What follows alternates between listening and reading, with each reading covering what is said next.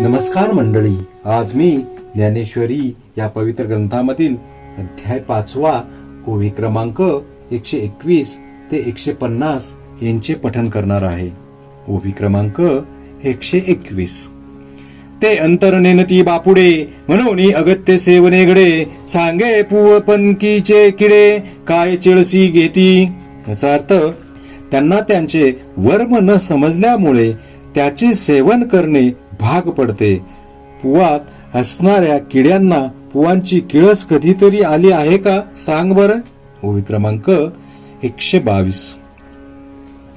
तया दुःखिया दुःखची जिव्हार, ते विषय कर्दमींचे दुर्धर, ते भोगजळीचे जळचर सांडिती केवी.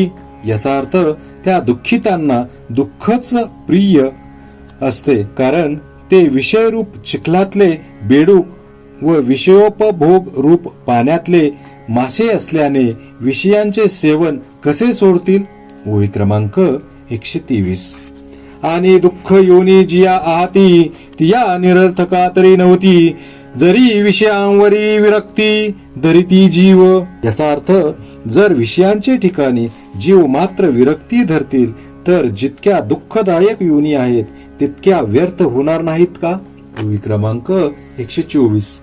ना तरी गर्भवासादी संकट, का जन्म मरणीचे कष्ट, हे विसावेवीन वाट व्हावी कवने. याचा अर्थ किंवा गर्भावसात होणारी दुःख अथवा जन्म मरणाचे कष्ट यांचे अविश्रांतपणे चालावे लागणारे मार्ग कोणी चालावे. ओवी क्रमांक 125. जरी विषयी विषयो सांडिजेल, तरी महादोषी के वशिजेल, आणि संसारो हा शब्दू नवेल लटिका जगी. याचा अर्थ जर विषयासक्त जनांनी विषयोपभोग सोडले तर महादोषांनी कोठे वस्ती करावी, आणि मग संसार हा शब्द जगात खोटा नाही का ठरणार. ओवी क्रमांक 126. म्हणून अविद्या जात नाथिले, ते तिहीची साच दाविले, जिही सुख बुद्धी घेतले विषय दुःख. याचा अर्थ म्हणून जे विषयांच्या भोगापासून होणाऱ्या दुःखालाच सुख मानतात ते लटके असे जे सर्व अज्ञान ते खरे आहे असे त्यांनी लोकास दाखविले. ओवी क्रमांक 127. या कारणे गा सुभटा, हा विचारिता विषय ओखटा, तू जने कही या वाटा विसरोनी जासी. याचा अर्थ याकरिता अर्जुना विचार करून पाहता हे विषय फार वाईट आहेत, म्हणून तू कदाचित चुकून या मार्गाला जाशील हो. ओवी क्रमांक 128. पै या ते विरक्त पुरुष, ते जिती का जैसे विष, निराशा तया दुःख दाविले नावडे. याचा अर्थ कारण जे विरक्त पुरुष आहेत ते या विषय सुखाला विषाप्रमाणे मानून त्याचा त्याग करतात आणि ते निरीच्छ असल्यामुळे विषयांनी दाखविले सुखरूपी दुःख त्यांना आवडत नाही. ओवी क्रमांक 129. ज्ञानी यांच्या हरिठाई, याची मातू ही कीर नाही, देही देह भावोजीही स्वसवश केले. याचा अर्थ ज्ञान्यांच्या ठिकाणी तर निश्चयाने विषयांची वार्ता सुद्धा नसते, कारण ज्यांनी देहामध्ये असूनही देह धर्म आपल्या ताब्यात ठेविले आहेत. ओवी क्रमांक 130. जयांते बाह्याची भाष, नेनी जेची निशेष, अंतरी सुख एक आथी. याचा अर्थ ज्यांना अंतर्यामी आत्मसुखाचा लाभ झाला आहे ते विषयांची गोष्ट देखील जाणत नाही. ओवी क्रमांक 131. परी ते वेगळेपण भोगीजे, जैसे पक्षी फळ चुंबीजे, तैसे नव्हे तेथ विसरीजे भोगिते पणही. याचा अर्थ परंतु ज्या आत्मसुखाचा उपभोग घेण्याची रीत निराळी आहे, तर जसे पक्षी फळाची चव घेत असता त्या ठिकाणी भोगता भोग्य वस्तू आणि भोग ही त्रिपुटी असते, तशी नसून त्या ठिकाणी ते भोगतेपणही विसरतात. ओवी क्रमांक 132. भोगी अवस्था एकी उठी, ते अहंकाराचा अंचळू लोटी, मग सुखेशी घे आणटी गाढेपणे. याचा अर्थ आत्मसुखाचा भोग घेण्याकरिता जी एक वृत्ती उत्पन्न होते ती अहंकाराचा नाश करते व मग दृढपणाने सुखाला आलिंगन देते. आपण सुखरूप बनते. ओवी क्रमांक 133. ते आलिंगन मेळी होय आपे आप कवळी, तेथ जळ जैसे जळी वेगळे न दिसे. याचा अर्थ त्या आलिंगनाच्या भरात आपोआप एकरूपता होऊन जाते, ज्याप्रमाणे पाणी पाण्यात मिसळल्यावर वेगळे दिसत नाही. ओवी क्रमांक 134.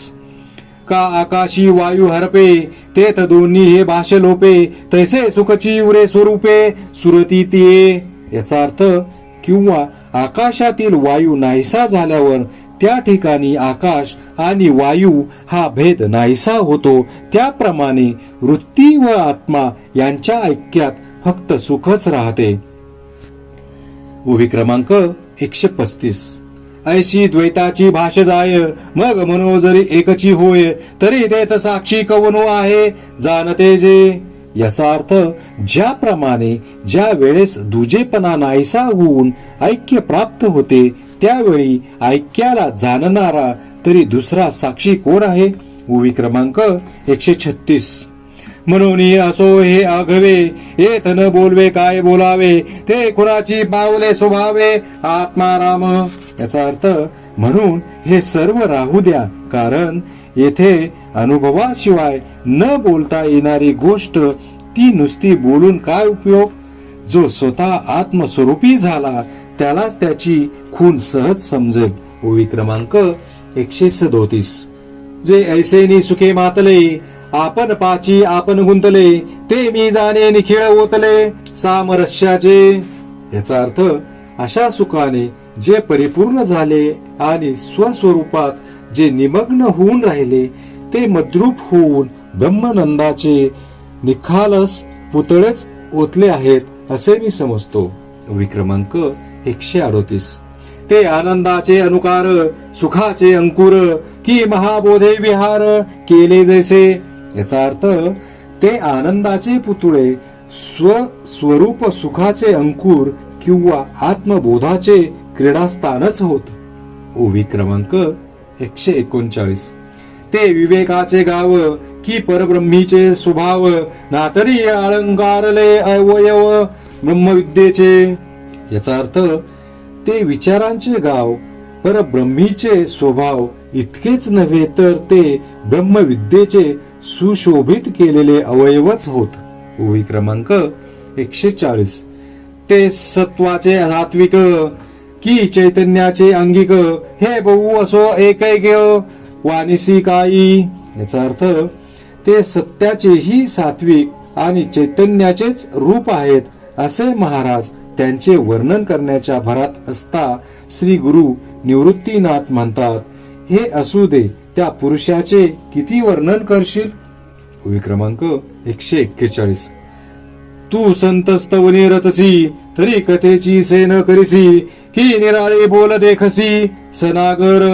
याचा अर्थ तू साधूजनांची स्तुती करू लागलास म्हणजे तुला कथेची आठवण सुद्धा राहत नाही व तू निर्गुण ब्रह्माचे रसाळ वर्णन करण्याकडे लक्ष देतोस. ओवी क्रमांक 142. परी तो रसातिशयो मुकुळी, मग ग्रंथार्थ दीपू उचळी, करी साधू हृदय रावळी मंगळ उखा. याचा अर्थ परंतु आता ती स्तुती पुरे कर आणि गीतार्थ रूपी दीप उजळून साधूजनांच्या हृदय मंदिरात मंगलदायक ज्ञानाचा प्रकाश पाड. ओवी क्रमांक 143. ऐसा श्री गुरुचा उवा येला, निवृत्ती दासाची पातला, मग तो म्हणे श्रीकृष्ण बोलिला तेची आई का. याचा अर्थ याप्रमाणे निवृत्ती दासाला गुरूंचा इशारा मिळाल्यावर मग ते म्हणाले की कृष्ण काय बोलले तेच ऐका. ओवी क्रमांक 144. अर्जुना अनंत सुखाच्या डोही, एक सरा तळूची घेतला जिही, मग स्थिरावुनी तेही तेची जाहले.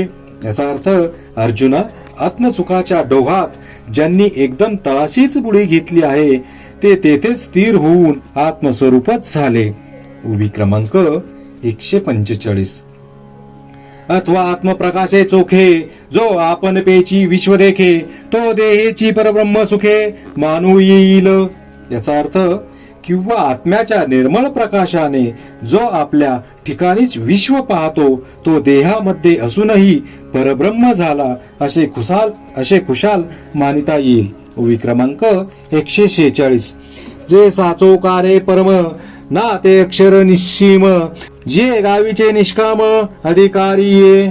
याचा अर्थ जे खरोखर अति उत्तम अविनाशी व अमर्याद असे ब्रह्मसुख ज्याचे निरीच्य पुरुषच अधिकारी होत. ओवी क्रमांक 147. जे महर्षी वाढले विरक्ता भागा फिटले जे निसंशया पिकले निरंतर. याचा अर्थ ते सुख महर्षी करताच राखून ठेविले विरक्ताच्याच वाटणीस आले आणि ते निसंदेय जीवाकरिताच निरंतर पिकले आहे. ओवी क्रमांक 148. जी विषयापासून हिरतले चित्त आपुले पण जिंतिले ते निश्चय जेथ सुतले चेतीची ना. याचा अर्थ ज्यांनी आपले मन विषयांपासून मागे घेऊन जिंकले आहे ते जेथे निजले तेथून निश्चयाने जागे होत नाहीत ते ब्रह्माकार होऊन देहभानावर येत नाहीत. ओवी क्रमांक 149. ते परब्रह्म निर्वाण जे आत्मविदांचे कारण तेची ते पुरुष जाण पंडुकुमरा. याचा अर्थ हे पंडुकुमरा ते पुरुष म्हणजे आत्मज्ञानाचे कारण जे कैवल्य परब्रह्मच तेच होत. ओवी क्रमांक 150. ते ऐसे कैसेनी जाहले जे देहीची ब्रह्मत्व आले हे पुससी तरी भले संक्षेपे सांगू. याचा अर्थ ते असे कशाने झाले आणि देहात असता ब्रह्मत्वास कशाने पावले हे तू विचारशील तर तुला थोडक्यात सांगतो ऐक. श्री संत ज्ञानेश्वर महाराज की जय.